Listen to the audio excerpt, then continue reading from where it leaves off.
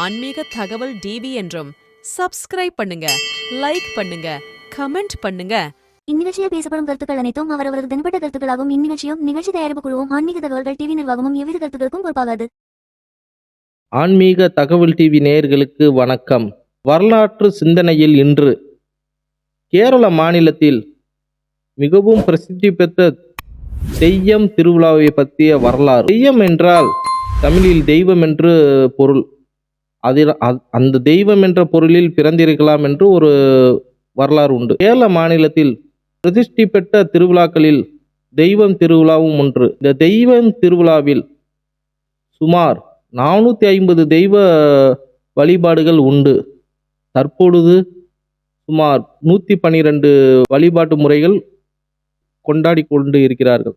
இந்த வரலாறானது, தெய்வம் திருவிழாவின் வரலாறானது நீண்ட நெடிய வரலாறை கொண்டது. முன்னோர் வழிபாடு, குலதெய்வ வரலாறு போன்ற அனைத்து வரலாறும் இதில் தொடர்புடையது. இந்த வரலாற்றில் 19ஆம் நூற்றாண்டிலிருந்து தொடர்ந்து பழமை மாறாமல் எப்படி இருந்ததோ அதே போல் விஷ்ணு வழிபாடுல தொடங்கி இப்பொழுது பூத வழிபாடு முறையாகவும் இணைத்து நடைபெற்று வருகிறது. கன்னட மாநிலமும் கேரள மாநிலம் வடபகுதியிலும் இந்த பூத வழிபாடு மிகவும் சிறப்பு உடையது. இந்த பூத வழிபாடு முறை நம் காந்தாரா திரைப்படத்தில் கூட பயன்படுத்தப்பட்டுள்ளது. ஒரு மிகவும் பழமையான வழிபாட்டு முறை இந்த தெய்யம் திருவிழாவில் கேரளா பகுதியில் கொண்டாடப்படுகிறது.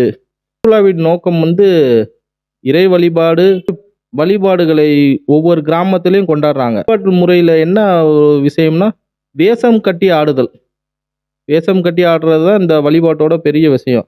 இந்த திருவிழா அதிகமான இடங்கள்ல நடக்கும். கிட்டத்தட்ட இந்த வழிபாடு இந்த திருவிழா ஆரம்பித்த பல ஆயிரக்கணக்கான மக்கள் அந்த பகுதியில் கூடுவோம். எல்லாருக்கும் அவ்வளோ ஒரு இன்பமாக கொண்டாடுற திருவிழா இது. ஏன்னா ஒரு மனிதன் வேஷம் கட்டி ஆடும் பொழுது தன்னை அவன் சிவனாகவும் விஷ்ணுவாகவும் நினச்சி வழிபடுறது மக்கள்கிட்ட மிகுந்த வரவேற்பு உள்ளது. பழமை மாறாமல் நடக்கிற இந்தியாவில் பழமை மாறாமல் நடக்கிற திருவிழாவில் இதுவும் ஒன்று. சிறப்பு வாய்ந்த திருவிழா.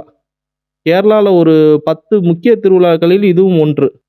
கர்நாடகா மாநிலமும் ஆந்திரா மாநிலத்துக்கும் கேரளா மாநிலத்தோட வடபகுதியிலே இது நடக்குது.